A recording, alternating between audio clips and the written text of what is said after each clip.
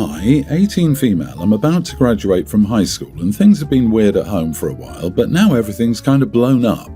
Background: my dad remarried when I was 14. His new wife had 2 kids from a previous marriage, younger than me.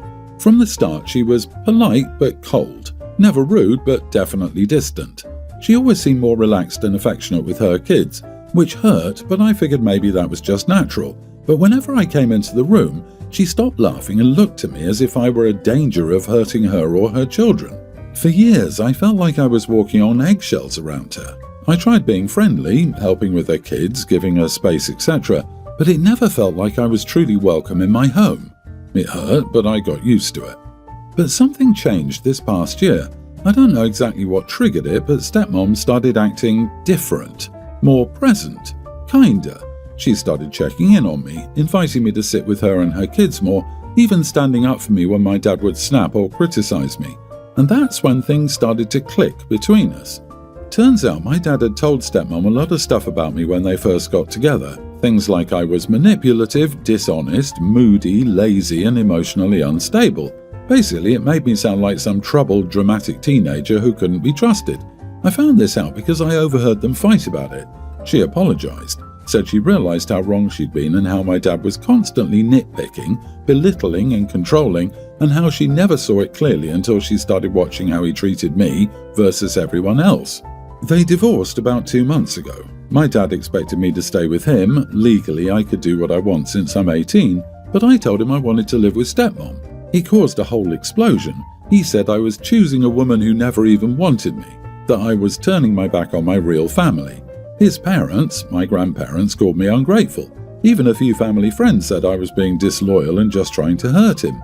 But here's the thing. Dana does want me now. She's apologized, made an effort, and treats me like a human being. She comes to visit my school competitions and helps me whenever I ask her.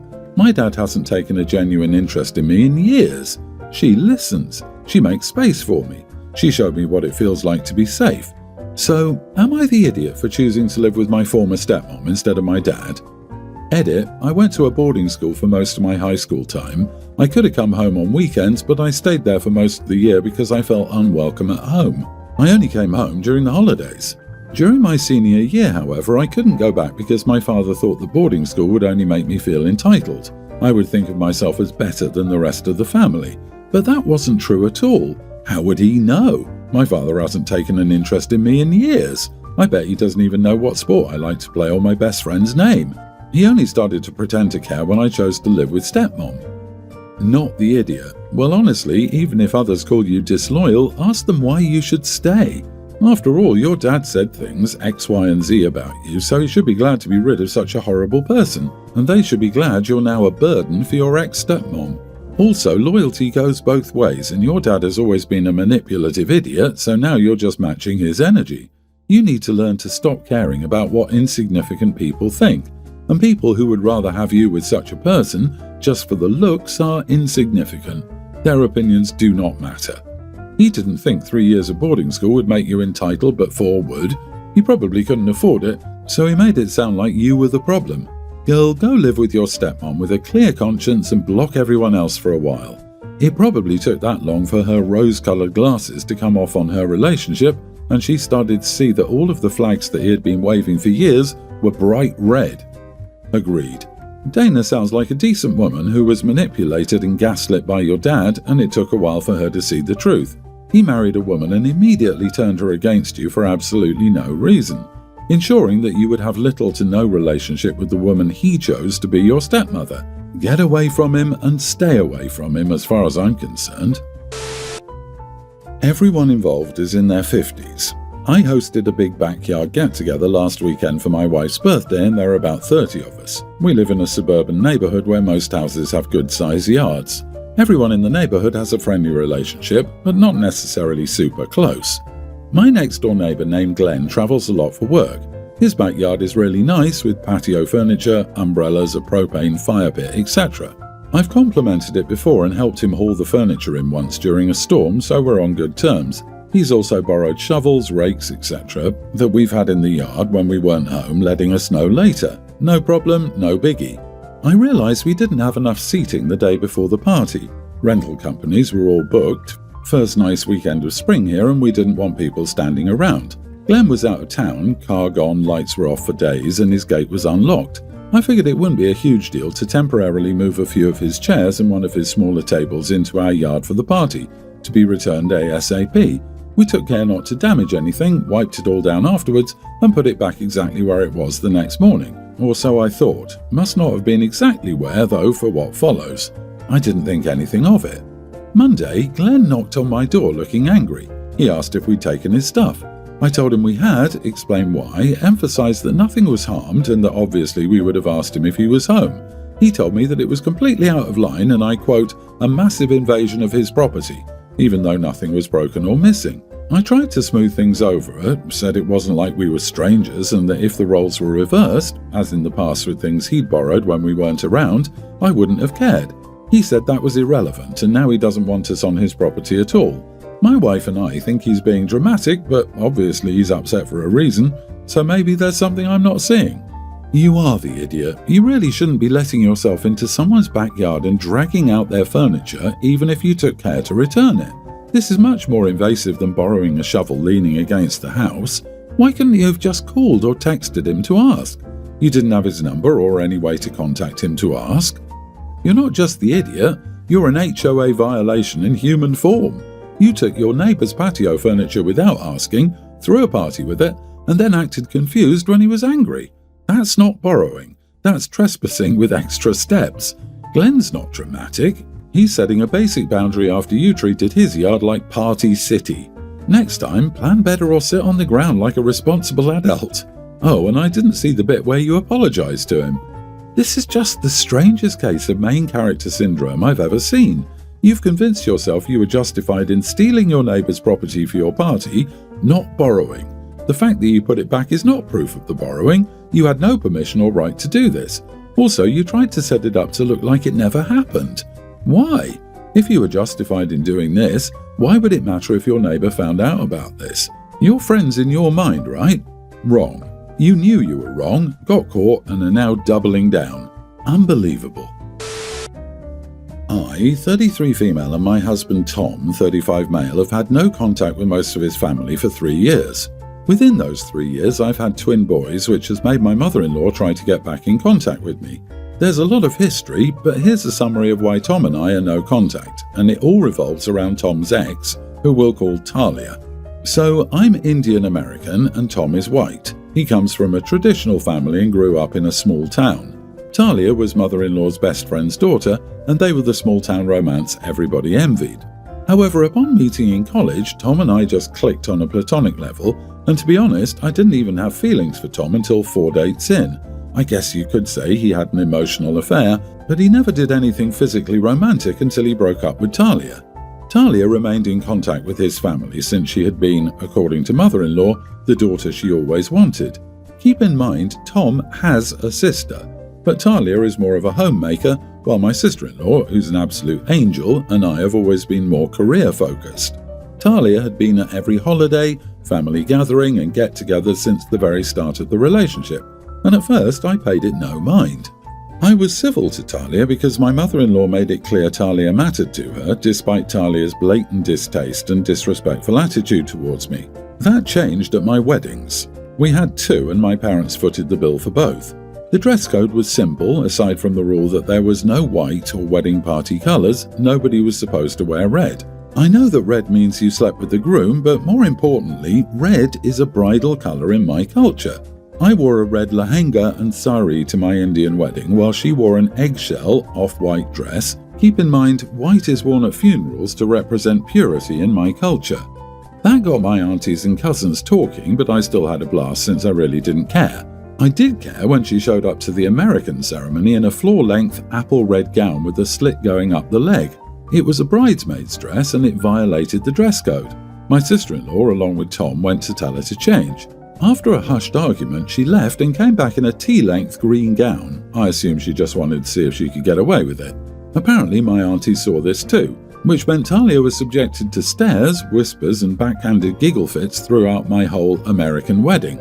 It made Talia feel embarrassed and she cried to mother-in-law, who went to me and told me to keep my kind in line. To this, I crossed my arms and told her that maybe Talia should have stayed in her lane, that she knew not to wear red for multiple but mostly cultural reasons, and it wasn't my fault my family is shaming her.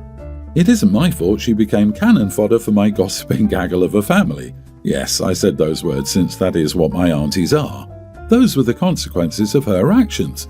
Tom and my sister-in-law backed me up and my mother-in-law left with Talia before dessert. The next day, there was a social media post from Talia crying about how she was exiled from her best friend's wedding because the bride was jealous. I made a post back telling her that she wore red knowing how inappropriate it was, how her best friend is her ex, and to not sugarcoat what she did. I then tagged my mother-in-law in a separate post with screenshots of Talia's post and told her this was the last straw and that I'd been disrespected by Talia from the very beginning of my relationship. Now that I was her daughter-in-law, she needed to keep Talia away from family events and holidays since she doesn't respect my husband and I. I didn't care if they still went on weekly shopping sprees or spa days, just keep her away from Christmas and barbecues. Talia removed her post after being publicly called out. Mother-in-law was good on this compromise until 3 years ago, after Talia came to Thanksgiving with a pie and a plastered smile, a Thanksgiving that I was hosting. She said something along the lines of, "Mother-in-law invited me, and I wanted to make sure mother-in-law can actually eat something since I know you tend to cook ethnic food." I slammed the door in her face, went over to my mother-in-law and told her she could leave with Talia, whom I just slammed the door on. Tom looked at his mom, who had a deer in the headlights look. She tried to sputter excuses, and my father-in-law tried to defend my mother-in-law, but Tom stood firm.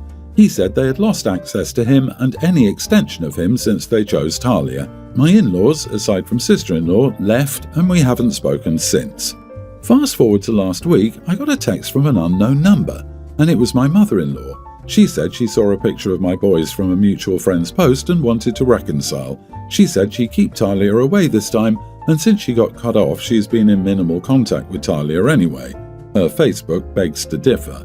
I told her as much, saying I knew BS when I smelled it, and she made her choice. I told Tom about it and asked if he missed his family. He shrugged, saying he doesn't care, and it's been relieving not having his mom around. He's the youngest of 3, so he was always the baby boy. But I've since received texts from my brothers-in-law, their wives, and my father-in-law begging for a second chance.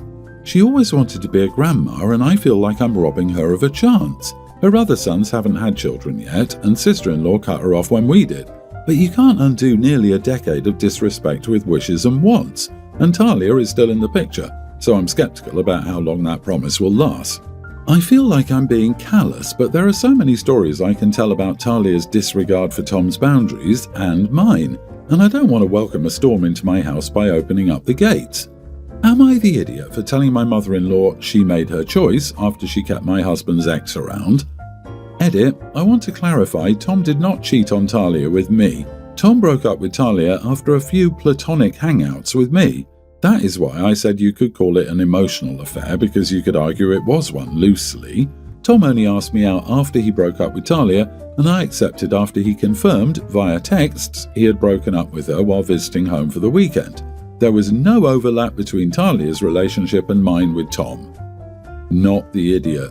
You are not robbing her of being a grandma. She did that to herself with the way she acted. She literally invited the woman who tried to steal the show at both of your weddings to a Thanksgiving you were hosting.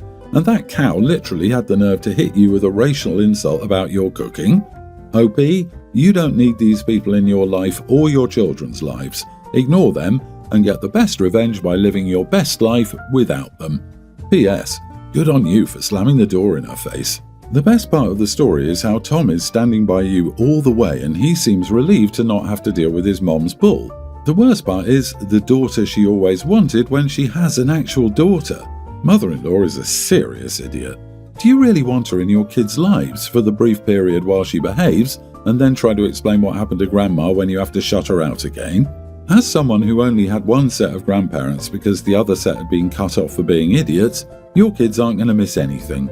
The mother-in-law has already shown you that she'll never be the grandmother your kids deserve. She probably wants Talia to be your twins' bonus mom. And based on her behaviour up to this point, she'd probably drop your kids as soon as another brother-in-law or Talia produced a child. She made her own choice, poured the gas and lit the match on the bridge that was her relationship with Tom and you. I've been dating Amanda, a 26 female, for a year and a half. She's great, but she has a huge family. She's one of 9 kids. I still try to hang out with her family. I'll join her at bars and restaurants with her siblings, but I'm not really a kid person, so I try to limit my time with the little ones. I'm still nice to them. I bought cookies from one of them. Amanda's youngest sister, a young grammar schooler, had a birthday last week and a party at their house on Saturday. Amanda asked me to go with her because apparently these things are a big deal and the little one is her baby. I told her I don't want to hang out with a bunch of kindergartners hopped up on sugar, but she told me to at least come for cake.